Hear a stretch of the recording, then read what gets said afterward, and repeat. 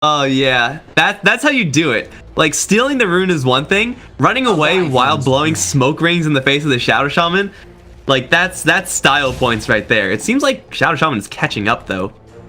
Yeah, that's kind of weird. Takes one shot, whatever, man. So yeah, it's a 3-1 bounty rune split. By the way, last game Playmakers got all 4, I think. Now back to the top lane. Again, the Beastmaster is going to be here. We'll have some help from the Shadow Shaman, and the Phantom Lancer has to watch himself. But for the most part, not a ton of pressure going on to him, as opposed to what's happening over here. EE getting literally and figuratively tag teamed. 6 HP though, and he'll chug down a salve and survive. That's what happens when you get a little bit too close to these two guys. Again, these two guys are like built to bruise. That is 100% their job. They're going to run at you, and they're never ever going to stop. And if you get caught in that tag team kind of slow loop, how much reduced movement speed it is? 75%? That's a pretty severe slow. If you get caught in that, man, you're not escaping. Especially if you don't have Phantom Strikes. You know, once she gets that, she'll be a little bit better off. But still, you don't really want to be using Phantom Strike expressly to escape. Especially since, once that Phantom Strike comes up, there may be a snowball to give chase towards you. In which case, yeah, you're in a little bit of a bad situation at that point. Oh, tag team, there it is. Who are they going for? They're going for Moose. Big crit, second big crit, but tag team is out of range. Now Stinger takes a little bit of damage here. Another Phantom Strike is up, but not really worth going for. And okay. Yeah, that was bound to happen, guys. I knew that was going to happen. It was all intentional. Making finds a Winter Wyvern playing a little bit too aggro in this top lane. Wyvern's going to return, but yeah. Shadow Shaman having a huge level 1 nuke. 140 is way above average. I think it might be like the highest nuke, as opposed compared to, like, you know, maybe Edict does more from like Shrek. It's all on one target, something like that. It's an absolute nut spell just to harass with. Fairly expensive. Yeah, he's gonna go ahead and kill himself. Don't do it, Snake King. You have so much to live for. Too much fun watching this bottom lane. What's happening over in mid? Faker is slightly out CSing Tomato, but again, this is not a situation where Tomato is ever gonna die. 2 points in the Dragon Blood, that is just infinite survivability up against the Rubik. Probably just gonna be a big old grind fest over in that mid lane. And oh, big physical nuke from Moose, but he gets hit with an even bigger nuke from that crit from Sword. Yeah, they went into a melee creep wave, and that's why their health tanks so quickly. But hey, Snowball is up. Snowball lets them have free access onto the Dazzle, who does not have Grave. Everything is once again back up. Are they going to just jump for the Dazzle one more time? Immediately they go for it. No hesitation at all. And Moose gets a really big heal bomb. But it doesn't matter because he's dead. Now EE takes the big crits. Tag team will wear off. And EE has another dagger. That will not get the kill though. 4 seconds. He can strike and jump in. But it actually was the poison touch. Didn't realize that was applied to the touch, so he'll die to the dot. 1-for-1 trade over in that bottom lane. And ooh, the Phantom Lancer chased down by an entire zoo of creatures here. He'll be fine. This early game, at least, is a lot more contested by the Infamous side. Their lanes are looking a lot stronger. They could actually fight back reasonably well. Namely from this mid lane, which is not a dead lane for Infamous. It does seem like, you know, maybe Infamous are one of those teams that live or die by their mid lane. When Tomato's hot, he's very hot, as we've already seen. Like his Mirana game earlier, that was insane. When he's cold, though, he is very, very, very cold, as we saw in last game. So, you know, just hope he's hot, I suppose.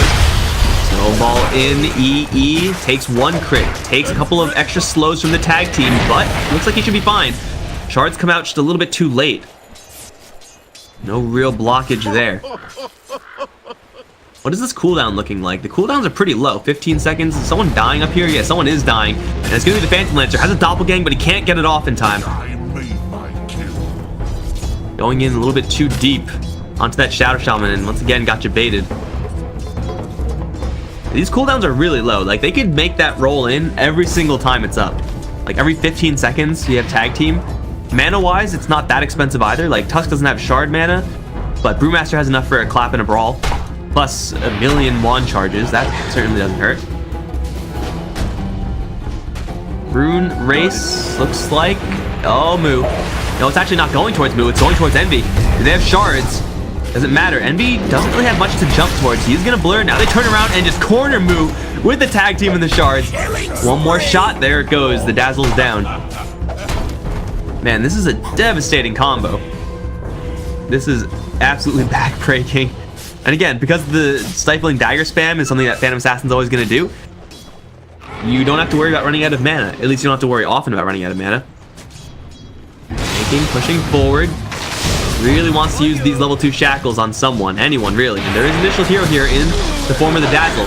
The physical nuke though does get dodged. The Phantom Lancer gonna split away that poison touch, and now it's kind of an empty rotation.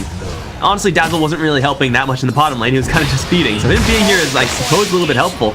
They may be able to dive here, but it's going to be not super easy. They will have the vision if they want it from the bird. This Phantom Lancer, he has 1 point doppelgang, can make a kind of a path through the trees here, or just chop his way in.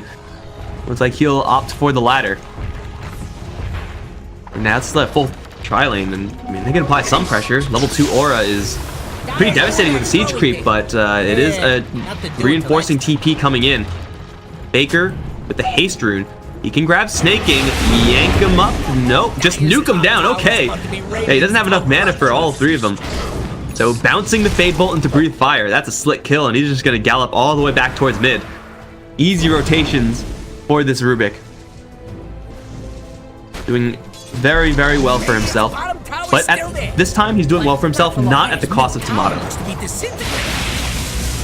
Tomato's still A-okay. How much damage do you put on the tower? Not much.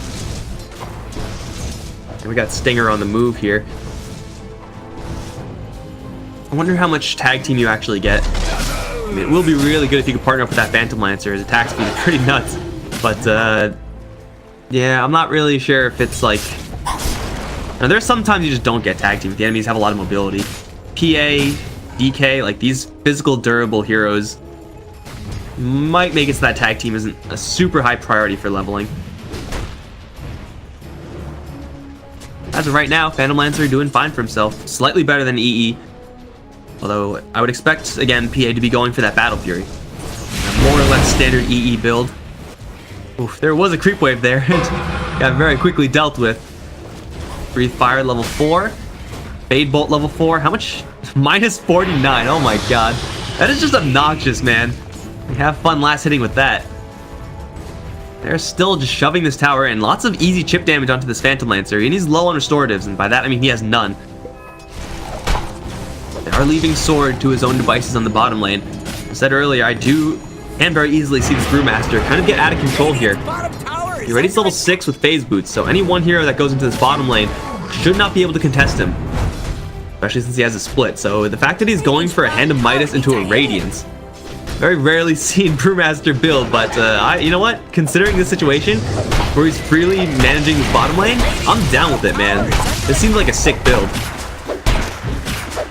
Like, just get nuts, farm, and then just be another threat.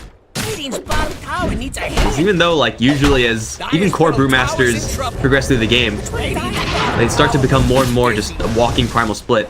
When you're not Primal Split, you can still do a lot of things. Like, you still have that Drunken Brawl, you still have that brew that he is the master of, but ooh, this is not what Rubik wants to see. Oh, though he's gonna get a fat set of nukes onto both these two. Decrease their damage by quite a bit. Here comes the snowball onto Snake King, stunning him up. Baker, he's gonna get the lift up, stun even more. The damage from this Rubik, he is gonna have a Graved cast on himself. Split coming in as well. Snake King will fall.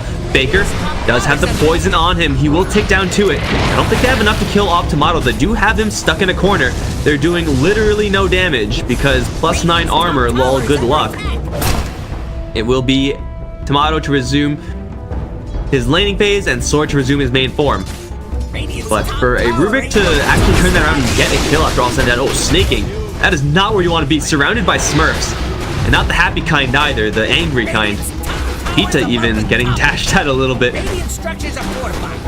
So what should have been just a free pickup on a Rubik, because you're just walking up high ground, turned into a little bit more of an even exchange.